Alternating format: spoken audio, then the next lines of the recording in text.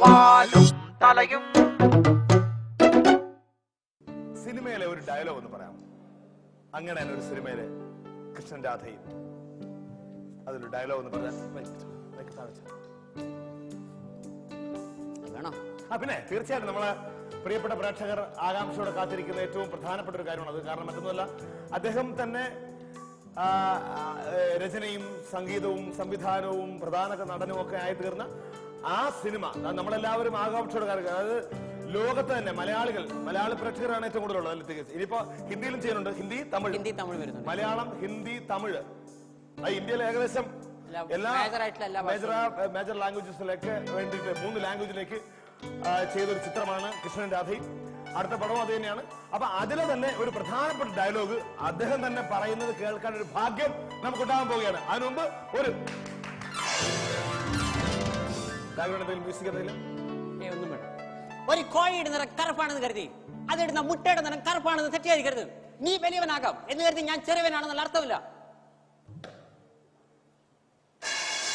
അതുകൊണ്ട് വീണ്ടും കാണാന്നല്ല, വീണ്ടും കണ്ടിരിക്കുന്നവരാ. ഞാനാ ചെറിയ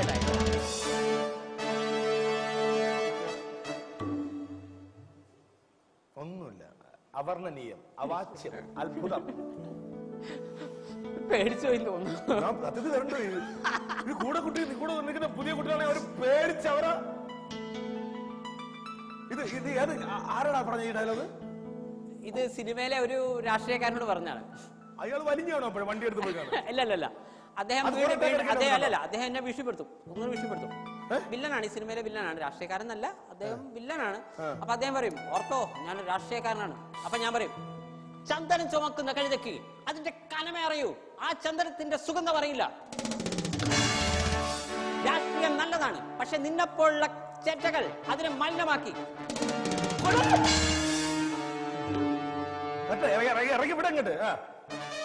പോരെ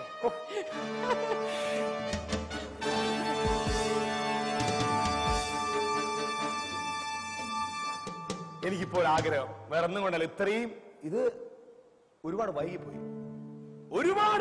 അങ്ങ് ഈ ദീപാവലിക്കല്ല, എത്രയോ വർഷത്തിന് മുമ്പുള്ള ദീപാവലിക്ക് ഈ പടം ഇറങ്ങേണ്ടതാണത്.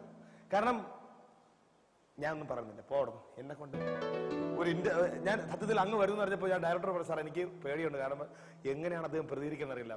ഞാൻ പറഞ്ഞു അദ്ദേഹത്തോട്, ഞാനൊരു ഭീകരനാണോ? അല്ല അങ്ങനെയല്ല,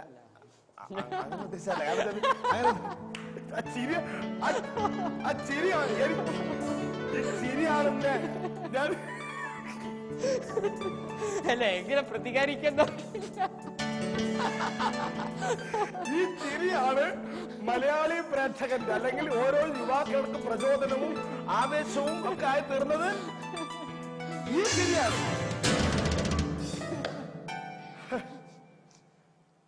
ഈശ്വര എന്ത് പുണ്യം ചെയ്താണെന്ന് അറിയില്ല. എനിക്കൊരൊറ്റ ആഗ്രഹമേ ഉള്ളൂ. ഞാന് എഴുതി കൊണ്ടുവന്നിരിക്കുന്ന ഒരു സാധനമാണത്. കാരണം ഒരുപാട് ലവ് ലെറ്റേഴ്സ് കിട്ടുന്ന അങ്ങേക്ക് എന്റെ ലവ് ലെറ്ററിന്റെ കാര്യമില്ല. എന്നാലും ശരി, ഞാൻ അങ്ങേലെ കലാകാരനെ, അങ്ങേലെ വ്യക്തിത്വത്തെ നമിക്കുകയാണ്, നോ ഡൗട്ട്. പക്ഷെ ഈ ഡയലോഗ് ഇത് അങ്ങേക്ക് ഏറ്റവും പ്രിയങ്കരനായ ഒരു നടനാണ് ലാലേട്ടൻ. അത് ഒന്നുകൂടി അത് കാണിച്ചിട്ട് നമ്മുടെ ഇവര് ആരും കണ്ടില്ലെന്ന് തോന്നുന്നു, ഒന്നുകൂടെ ഇരിക്കൂ സാർ പ്ലീസ്. അങ്ങക്ക് ഏറെ പ്രിയപ്പെട്ട ഒരു താരം ലാലേട്ടനോ?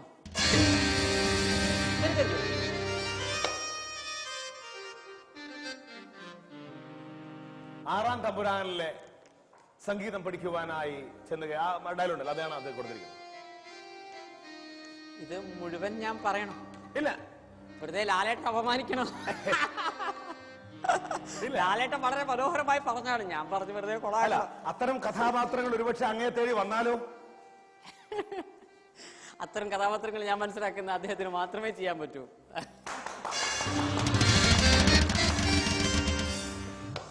എന്നാലും നിങ്ങൾ തന്നതിലേക്ക് ഞാൻ പറയാം, പ്രത്യേകിച്ച് ലാലേട്ടന്റെ ഒരു ഡയലോഗ്. ആറാം തമ്പുരാനില് ലാലേട്ടൻ പറഞ്ഞ ഡയലോഗാണ്. സംഗീതം അറിയും തോറും അകലം കൂടുന്ന മഹാസാഗരം, അലഞ്ഞിട്ടുണ്ട് അതും തേടി നിലാവിൽ യമുനയുടെ കരയിൽ നക്ഷത്രം എണ്ണിക്കിടന്നവന് പെട്ടെന്നാണ് ഒരു വെളിപ്പാടുണ്ടായത്. എന്തിനാ? ഗോളിയറിലേക്ക് വെച്ച് പിടിക്കാൻ. ചരിവ് കുറച്ച് വേണം, ചരിവ്.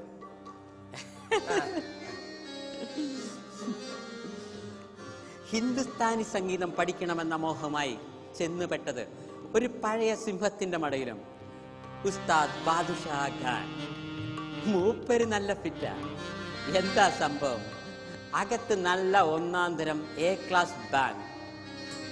ചെന്ന പാടെ ആവശ്യം അറിയിച്ചു. ദക്ഷിണ വെക്കാൻ പറഞ്ഞു. ഊര് തെണ്ടിയുടെ ഓട്ടക്കീസുകിൽ എന്താവില്ല? ഒന്നുമില്ല. സംഗീതത്തിന്റെ ആദ്യാക്ഷരങ്ങൾ പഠിപ്പിച്ച അമ്മയെ മനസ്സിൽ ധ്യാനിച്ചുകൊണ്ട് ദർബാരാഗത്തിൽ ഒരു സാധനം അങ്ങ് അലക്കി. ഉസ്താദ് ഫ്ലാറ്റ്.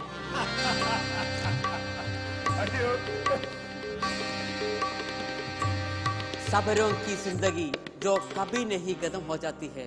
शंभो महादेवा.